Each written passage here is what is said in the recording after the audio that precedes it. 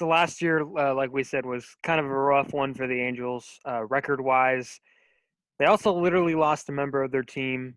Pitcher Tyler Skaggs passed away in July. I remember where I was. I was actually in San Diego at the time. The Giants were playing the Padres in San Diego, so we took a road trip there. And I was shocked when I saw the news. I think everybody else was shocked. So where were you when you heard this news, and how much do you think that affected the club moving forward? Yeah, I was actually coaching at UCI, doing some kids camps during that time, and had my phone in my pocket. And it was just like constant buzz, buzz, buzz, buzz. And I was like, the Angels must have did something. I don't know.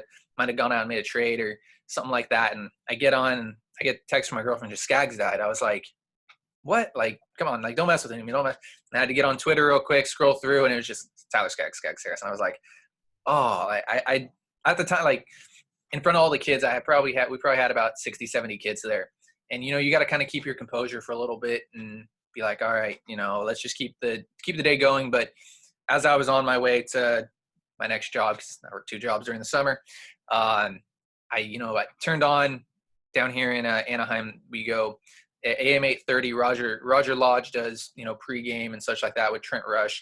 And they're on there, and they were just, taking phone calls. I think they took phone calls for a week straight from people just talking about how they remember Skaggs and everything like that. And, it was a very, we unfortunately have had to go through this before when I was more of a newer fan, I guess, in a sense, newer person to the Angels, with Nick Adenhart. And that was tough. But, being older and really understanding it and kind of being around this team so much, it's a tough thing to go through. It really, really is. And it was, I'd be lying to you if I said I didn't cry. I mean, it was, it was horrible. And the way that it affected the team, I mean, I don't think we really saw it on the field until they came back home. And the no-hitter was absolutely incredible. I was at that game. Absolutely one of the most incredible games I've ever seen in my life. Like, you could just feel it walking in to the stadium that day. You were like, man, something special is going to happen. It just felt right. Like something was going to happen. And, you get going in the game, and it was just an incredible game. But I don't know, on the field, I don't know how much it really affected the team, minus losing a starting pitcher, unfortunately. But in the clubhouse, I think it had a huge toll on the guys, walking into the clubhouse every day and still seeing all of his stuff there. I can't think of who sits next to him or anything like that. I think Andrew Heaney sits next to him in the clubhouse, and they were really good friends, best friends almost. And, it 100% took a toll on this team. I don't know how much of a toll on the field it took, but definitely in the clubhouse, because he was a leader on this ball club. And again, he'll always be missed. It's tough to look at how this team would have been this year if it didn't happen, and how, if, with Skaggs, are you a contender?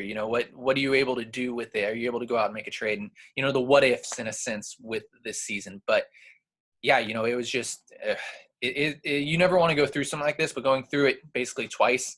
And then obviously there's been other players that they've lost, whether it was Trout's brother-in-law down the minor leagues, or Luis Valbuena, who wasn't with the Angels at the time.